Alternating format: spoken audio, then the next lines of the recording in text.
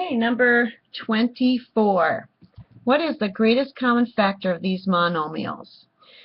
Okay, what we're going to be looking for is what they have in common.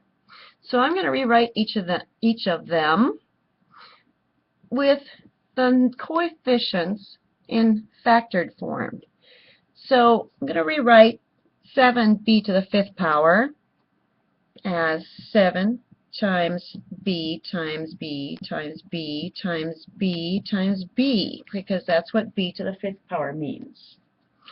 All right, I'm going to write 14 as 2 times 7, because that is its prime factored form of 14. These are both prime numbers. Times b times b. There's just two of them, so I'm going to stop there. The exponent means multiply two b's.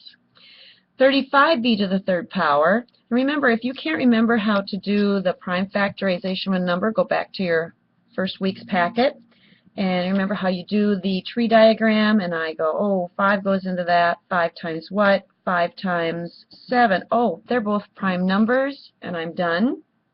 So go back and review if you need to. So 35 is 5 times 7 times 3 b's multiplied. B times b times b. All right, now that they're all in factored form, I'm going to circle what they all have in common. So let's start with the numbers. This one has a 7. This one has a 7, and this one has a 7. So I write down one single 7. They all have a 7 in common. Now let's see what they also have in common. This one has a B, this one has a B, and this one has a B. So I write down one single B. So 7 times B are the common factors so far. Let's see, do they each have at least one more B? Yes, one here, and one here. Now I'm done because this one has no more B's and no more numbers that the other ones have in common. So I write down that one more B I came up with, and I'm almost done. This is what they have in common. They all have a 7, and they all have 2 B's.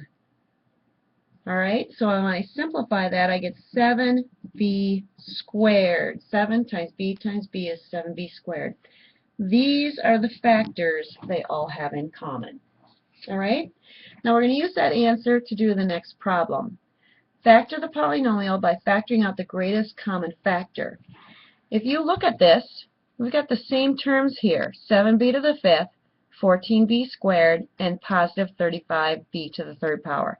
The only difference is it's a polynomial now, and we have things being added or subtracted. So what they want us to do is pull out the 7 and the b squared from each of these terms and put it in front, and we're going to put the leftovers inside a pair of parentheses. So the common factor is going to go here, and we already know what that is from the previous problem. So we're going to write 7b squared here. This is like undistributing, doing the distributive property backwards. So what did I take out of 7b to the 5th? What factors are left over? Well, let's go up here and look. The factors that are left over are b times b times b, or b to the 3rd power, when I divide out 7b squared. So what I'm going to put right here in the first spot in the parentheses is the leftover b to the 3rd power. Then I'm going to write the minus sign after that, and I'm going to look at the next term, which was minus 14b squared. There's the minus sign. This was the factored form of 14b squared. What's left over? Just a 2. So I'm going to write minus 2 right there. Now let's go to the last term, plus 35b cubed. I'm going to write a plus sign here, and I'm going to look up at my work here and say, okay, what was left over after I divided out 7b squared, after I took out the common factor?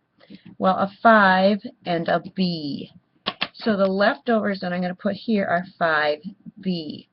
This is called factored form because I've got something being multiplied. This factor, the common factor, multiplied by the remaining factors.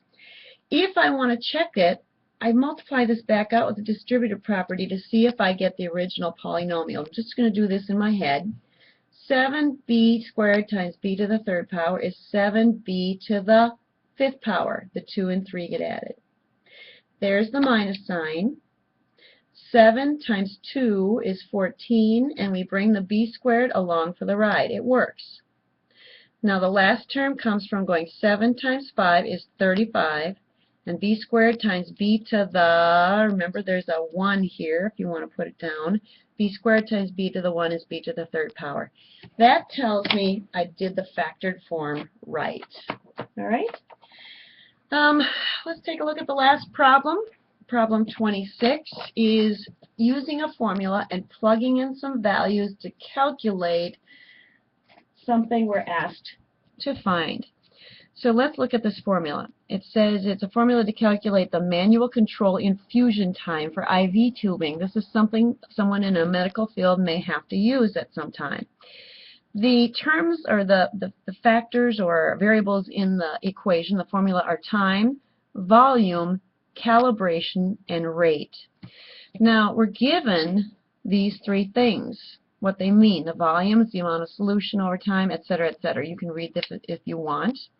But what's the important information for the calculation is right down here, that the volume is 500 milliliters. So we're going to be putting a 500 right here. The calibration is 15 GTT/milliliters. And the rate is 20 GTTs per minute. So we're going to be putting the 20 right here. So in other words, we're given all three of these variables and we're being asked to calculate the time.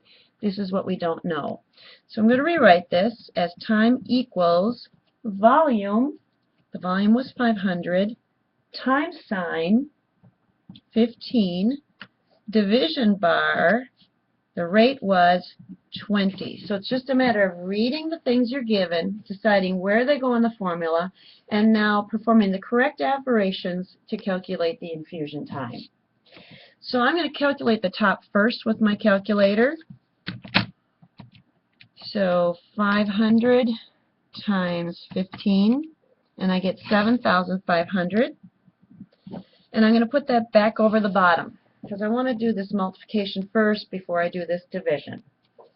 Alright, and now I'm going to take my calculator and do 7,500, which is still in my calculator, divided by, because that's what the bar means, 20. And I get a final answer of 375.